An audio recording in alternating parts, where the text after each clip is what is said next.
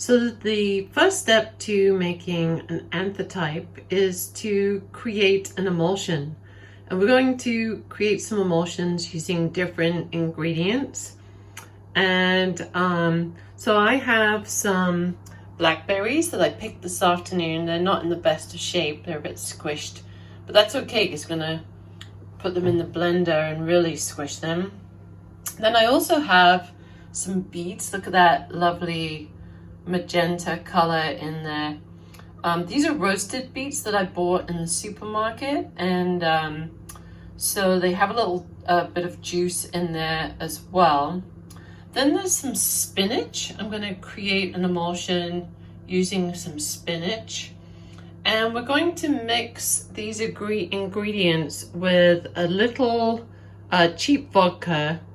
You can use denatured alcohol, but I just found it easier to get a small bottle of vodka. So this is where we're going to start, and we're going to, you can use either a mortar and pestle to blend things up, or to squish them and crush them to release the dyes and the juices, or you can use a blender, which is what I'm going to do. So I've got my blender, and I've also got a sieve sitting over a glass bowl. It's good to use a glass bowl because the dyes or the pigment from the materials that we're using might stain a plastic bowl. I've got a thin cloth here that I'm going to use to filter out any of the lumps and seeds and stuff. But you could use a coffee filter as well. So I'm going to take the lid off here, and I'm going to add my delicious blackberries. And then I'm going to just add a bit of vodka. Now the vodka acts as a dilutant, and it will also help us apply the pigment to our paper. So here we go.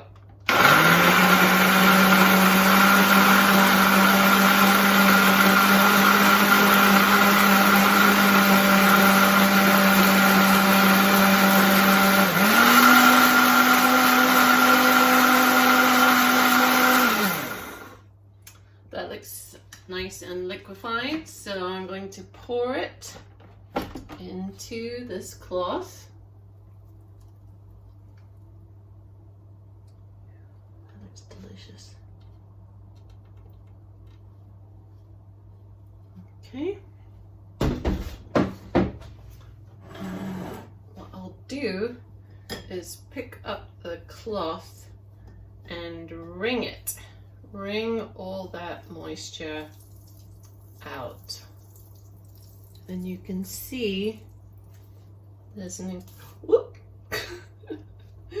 incredible mess,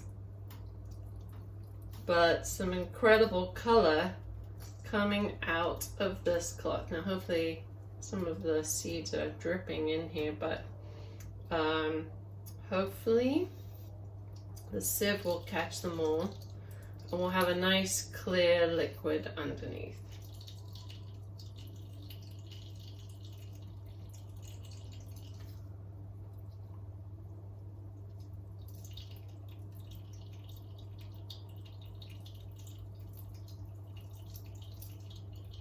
Oops, I am making a mess.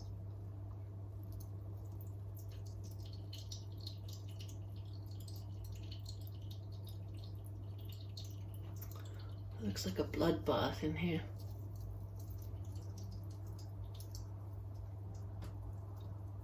I like using these blackberries because they're growing right now, and so it might be that you have hibiscus or different plants in your garden, and I like the immediacy of taking something that's right there, that's part of our landscape, and using it. So as long as it's got great color. All right, that is a mess, but if I lift this up, ooh, got some lumps there. I can sieve this a second time, but you can see, look at my fingers. Oh my goodness. But I've got a great color there. So here is our blackberry dye, and it's, as you can see, it's a really gorgeous, rich color. One issue is that I forgot that the color is pretty powerful and it can stain your countertops. So be very careful and maybe put down some cardboard to protect your countertop, and your landlord or your parents or whoever will be much happier. So I've added some spinach to the blender and some vodka. Again, you can use denatured alcohol. And I'm just going to put the lid on and give it a whirl.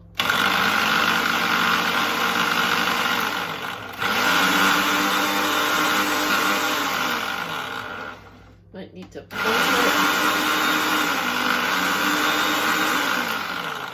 Might need to give it a bit of encouragement. It takes a minute or two for the spinach to really get churning in there, but you can see now we've got some really gorgeous green mixture.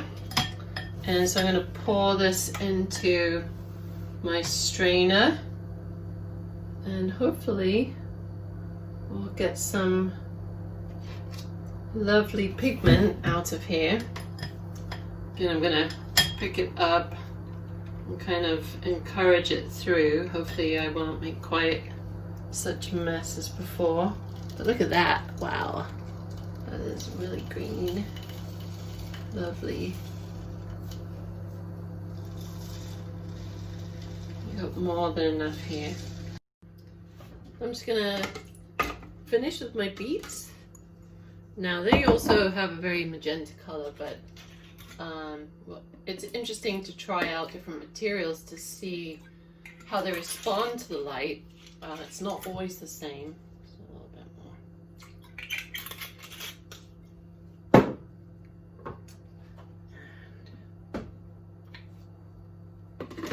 Put it on.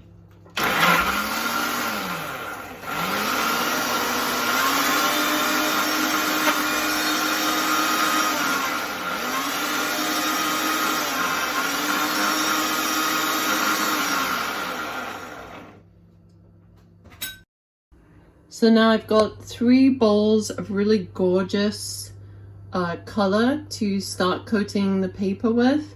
I've got my spinach, which is this lovely, beautiful green.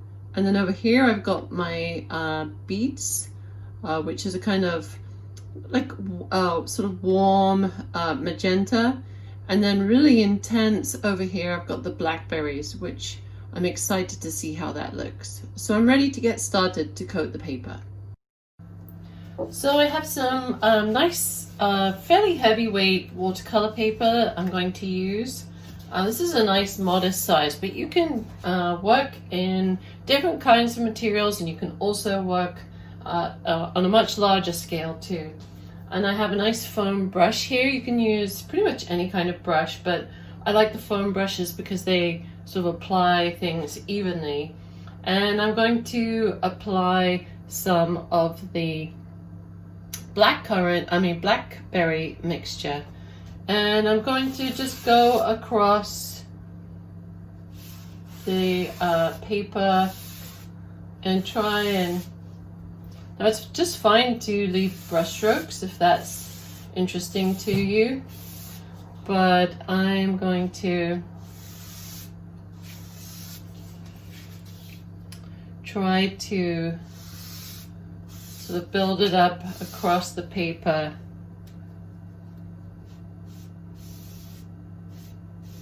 And make it somewhat even. Now it's kind of hard to hide your brush strokes. Sometimes I find if I go back and forth, it might help. Other times it just kind of emphasizes them a little bit more. Of course, it will dry down a little differently. The pigment will sink into the paper. So there I have a piece of paper that's covered. Now I'll want to let this dry and apply another coat. So I'm going to let this piece dry and then I'll come back to it shortly.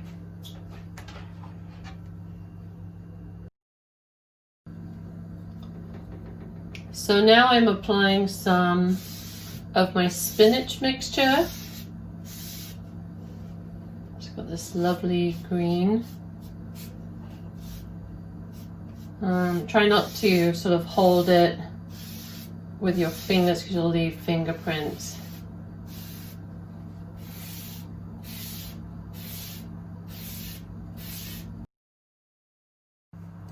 So the last color that I'm applying is the beet juice, and I had a pack of 3 brushes and I'm down to my smallest brush, so it'll be a bit harder to apply. I definitely recommend the larger brushes, but you can also play around. I mean, if you have interesting brushes, Chinese brushes, paint brushes, you know, maybe you have some household paint brushes, you can try those out to see how the different, you can allow the brush strokes to remain or to try and make them seem invisible. It's definitely harder with this smaller brush, but we'll get the job done. And you want to let these dry in a nice dark place because this is an active, light sensitive dye, and if it's exposed to sunlight, it will start to fade, and that's kind of the whole point of our project. So they're going to fit, the exposure to the sun is going to deteriorate the pigment in areas that are exposed. And so we want to try and wait until we're all ready to go, and we're going to put this outside in the sun before we expose it to too much light. So this is a much more subtle kind of color. It feels more sort of a red than the blackberry, which is very deep magenta. So this will make a nice different kind of exposure. Now I've been told that the spinach is one of the fastest to expose, so if you want to do some quite quickly, you might try the spinach out. I've told that it's very effective. So there you go. We've coated our paper and we're ready to make an exposure. So I'm going to let these dry overnight and we'll come back in the morning and look at them. Okay, so I let my paper dry overnight and this is the result. I have 3 very different hues in the paper. I added an extra coat of the blackberry and you can see it got very, very intense. And then here's the spinach. I think I only put 1 coat on there. So it was very effective in terms of coating the paper. And then lastly, here is the beets. Now I probably could have had a deeper color if I hadn't watered it down with quite so much alcohol. But I kind of like this, this really different kind of reddish color. So this is not an ideal way to keep the paper because the sun is coming in on them. But I wanted to show you how beautiful they are. So I have a ordinary clip frame that I bought from the dreaded Amazon. You can probably buy these anywhere in town. You can buy them at Michael's, at Walmart, or you might even have some lying around. And I'm just going to take these clips off.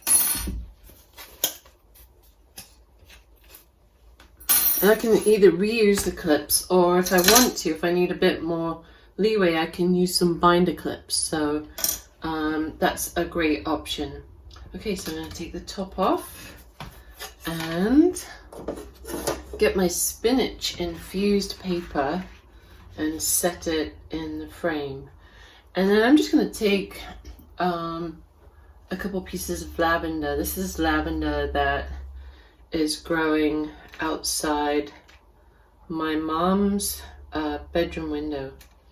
And I'm going to just set it on the paper, and I'm just going to maybe make some adjustments. You can cut it.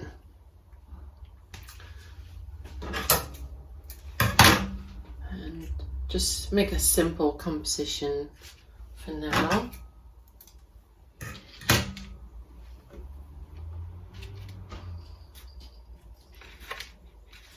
Rearrange it a little bit.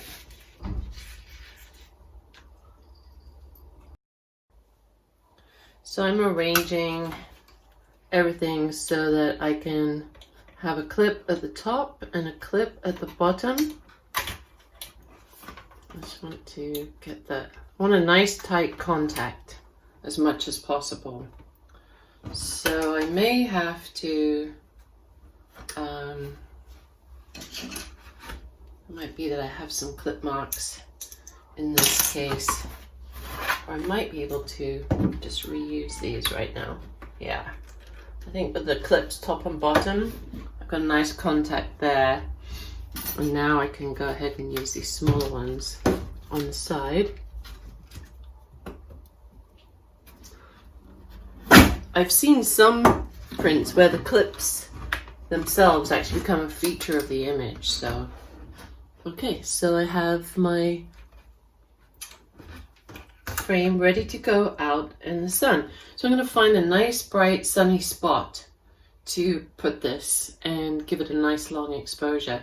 Now the exposure times you'll have to test because certain types of pigment and dye will respond much quicker, and in fact I think that the spinach is one of the faster. So I'm hoping that a good few hours in the sun today, maybe 6 hours or so, will create something of an exposure. This is a print that I set up a few weeks ago. It was actually quite dark in terms of the beetroot that I applied to the paper, and we've had some cloudy weather, so I just sat this in my mum's bedroom window, which gets lots of afternoon sun. And so let's take a look, see if we get some kind of impression. I used the mask because they're so prolific right now in our experience. And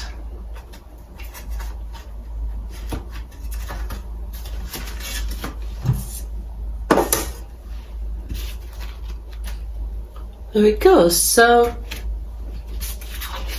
what's happened is that the sun has bleached out all of the pigment in the surrounding areas and left an impression of this face mask.